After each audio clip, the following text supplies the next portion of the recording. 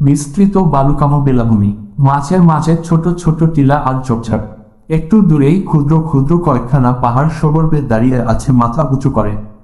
হযরত মুসা আলাইহি ওয়াসাল্লামের জামানা। তিনি আল্লাহর প্রিয় নবী, মহান রাসূল।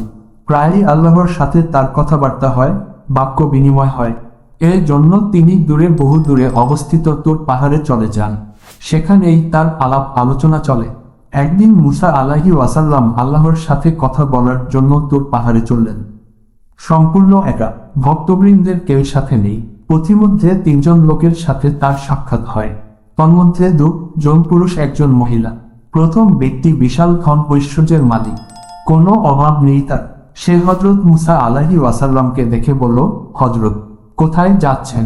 মুসা আলাইহি ওয়াসাল্লাম বললেন, তুর পাহাড়ে আল্লাহ পাকের সাথে কথা বলতে যাচ্ছি।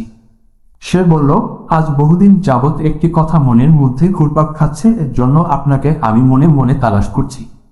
আপনি যেহেতু আল্লাহ পাকের সাথে আলাপ করতে যাচ্ছেন, তাই আসার পথে আমার মনের কথাটুকু আল্লাহর নিকট খুললে বলবেন।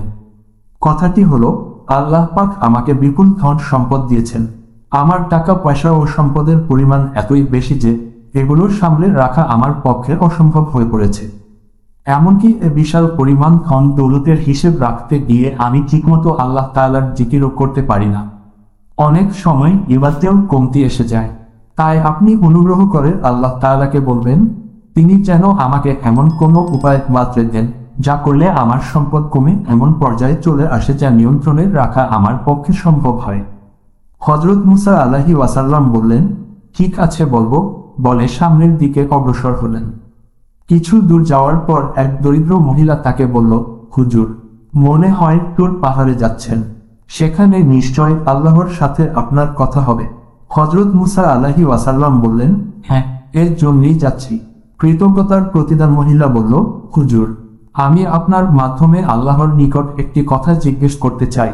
কথাটি হলো, আমার জন্য এমন কোনো পন্থা আছে কি যা অবলম্বন করলে আমার এই গরিবী হালত পরিবর্তন হয়ে যাবে?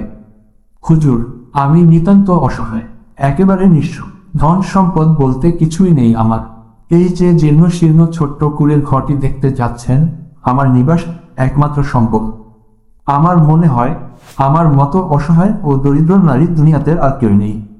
আমি আশা করি আপনি এ ব্যাপারে আল্লাহর নিকট অবশ্যই জিজ্ঞেস করবেন।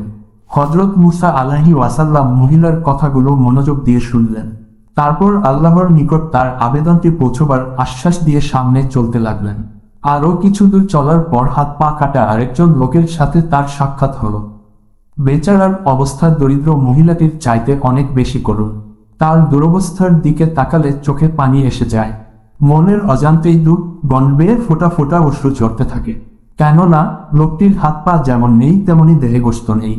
দেখলে মনে হবে কতগুলো হাড্ডি যেন চামড়া দিয়ে পেঁচিয়ে রাখা হয়েছে।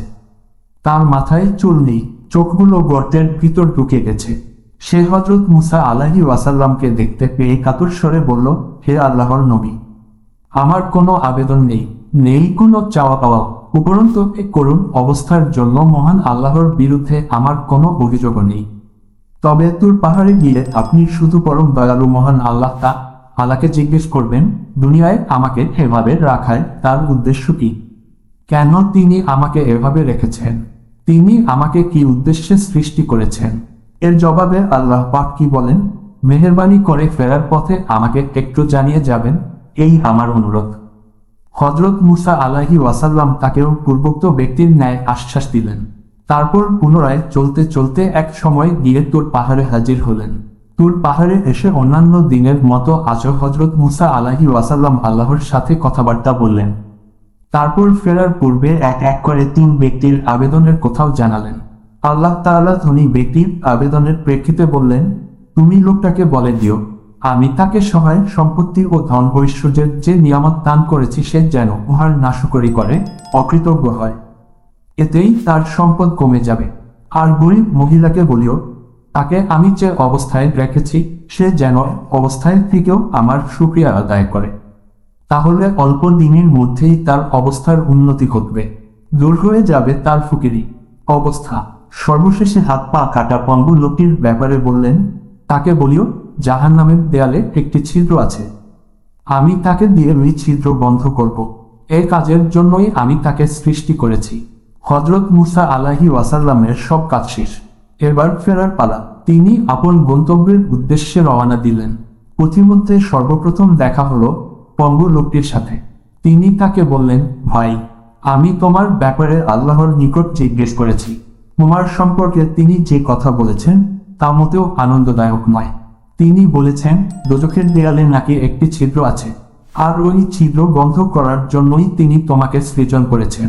হযরত মুসা আলাইহি ওয়াসাল্লাম এর কথা শেষ হওয়া মাত্রই লোকটি উচ্ছ্বসিত আনন্দে লাফিয়ে উঠতে চাইল। অন্তরে বয়ে চলল খুশির ঝড়। তার ভাব দেখে মনে হলো সে যেন এমন একটি শুভ সংবাদ শোনার জন্যই যুগ যুগ অপেক্ষা করে আসছে। সে ফোঁটা আনন্দাশ্রু চোখ টিপে ফেলে দিয়ে বলল, আলহামদুলিল্লাহ, আমি আজ পরমভাবে পুলকিত এর জন্য যে আল্লাহ আমাকে অনর্থক সৃষ্টি করেননি। আমাকেও তিনি একটি কাজে ব্যবহার করবেন। আমার জন্য এর চেয়ে খুশির কথা আর কি হতে পারে যে সকল বাদশাহের বাদশাহ মহাপরাক্রমশালী আল্লাহ তাআলা আমার মতো একজন নাখান্দাকেও একটি কাজের জন্য নির্ধারণ করে রেখেছেন। যাক, আমার জীবন তাহলে সার্থক। লোকটির কথা শুনে আল্লাহ তাআলা অত্যন্ত খুশি হলেন। খুশি হলেন হযরত মুসা। তাই তো তার এই কৃতজ্ঞতার উত্তম প্রতিদান হিসেবে আল্লাহ তাআলা সাথে সাথে তাকে পূর্ণ সুস্থ করে দিলেন। তার হাত পা ঠিক হয়ে গেল, চেহারার উজ্জ্বলতা ফিরে এল, ক্ষণিকের মধ্যে পরিণত হল প্রশস্ত ললাট বিশিষ্ট সুন্দর সুদর্শন এক যুগে। সুবহানাল্লাহ। সেখানে থেকে বিদায় নিয়ে হযরত মুসা মহিলার কাছে এলেন, বললেন, মা, আল্লাহ পাক আপনাকে বর্তমান অবস্থায় থেকেই তার শুকরিয়া আদায় করতে বলেছেন। এতেই নাকি আপনার বেদনাদায়ক জীবনের অবসান ঘটবে, ফিরে আসবে সুখের জীবন, কোনো অভাবই থাকবে না আপনার। একথা শোনা মাত্র মহিলা মুহূর্তকাল বিলম্ব না করে চট করে বলে উঠল, এটা আল্লাহ কি বললেন? এটা কি কোনো কথা হলো? এত কষ্ট করে আল্লাহর শুকরিয়া আদায় করব কেন? তিনি আমাকে এমন কি নিয়ামত দিয়েছেন যার জন্য আমি তার শুকরিয়া আদায় করতে পারি? যান, আপনার কথা আমি আর শুনতে চাই না, দয়া করে আপনি যেতে পারেন। মহিলার মুখ থেকে দৃষ্টতাপূর্ণ কথাগুলো শুনে হযরত মুসা মনে খুব কষ্ট পেলেন। মনে মনে বললেন, কেন? আল্লাহ তাআলা কি তাকে বসবাসের জন্য ছোট্ট হলেও একটি করে ঘর দেননি? তাকে দেখার জন্য চোখ, চলার জন্য পা, ধরার জন্য হস্তদ্বয় দেননি? সে কি নিয়মিত ঠান্ডা পানি পান করে না? স্বাভাবিকভাবে প্রস্রাব করতে পারে না? তাকে কি তিনি বাকশক্তির দান করেননি? এগুলো কি আল্লাহর নেয়ামত নয়? তবে কেন এই খ্রিস্টতা, কেন এই উদ্ধতপূর্ণ আচরণ? কথাগুলো তিনি তন্ম হয়ে ভাবছিলেন। সাথে সাথে তিনি মহিলার পরিণতির কথা ভেবে উদ্বিগ্ন হচ্ছিলেন। তার ললাটে ফুটে উঠেছে গভীর চিন্তার রেখা। নবীর চিন্তা এখনো শেষ হয়নি। ঠিক এমন সময় একটি দমকা হাওয়া এসে মহিলার কুড়ে ঘরটি উড়িয়ে নিয়ে গেল। নাশকরীর শাস্তি সে ভোগ করল করায় বন্দায়। এবার তার বুঝে আফসোস করে বলল, হায়, আমি যদি কৃতজ্ঞ হতাম তাহলে আমাকে শেষ সম্বলটুকু হারাতে হতো না। মহিলার কাছ থেকে চলে এসে হযরত মুসা প্রথম ব্যক্তি অর্থাৎ ধনী লোকটির কাছে এসে বললেন, আল্লাহ পাক তোমাকে যে ধন সম্পদের নিয়ামত দিয়েছেন, তুমি যদি এর নাশকরি কর তবেই তোমার সম্পদ কমে যাবে।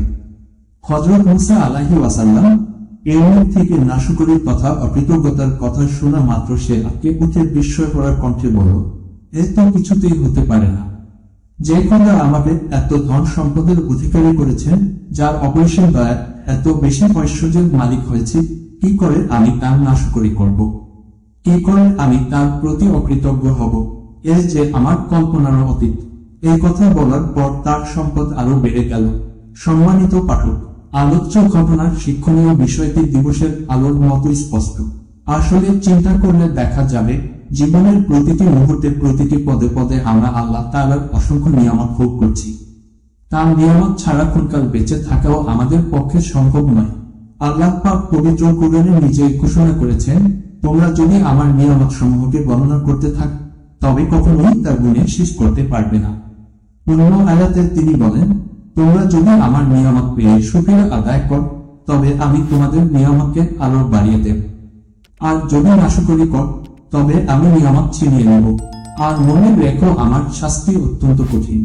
আল্লাহ পাক আমাদের সকলকে তার প্রদত্ত অসংখ্য নিয়ামত, যেমন ধন সম্পদ, জ্ঞান, বুদ্ধি, আলো, বাতাস, আগুন, পানি, চোখ, নাক, হাত পায়ের ইত্যাদির শুকরিয়া আদায় করার তৌফিক দিন এবং সাথে সাথে এসব নিয়ামতকে প্রিয় নবী সাল্লাল্লাহু আলাইহি ওয়াসাল্লামের নির্দেশিত পথে ব্যবহার করারও তৌফিক নসিব করুন। আমিন। আমিন।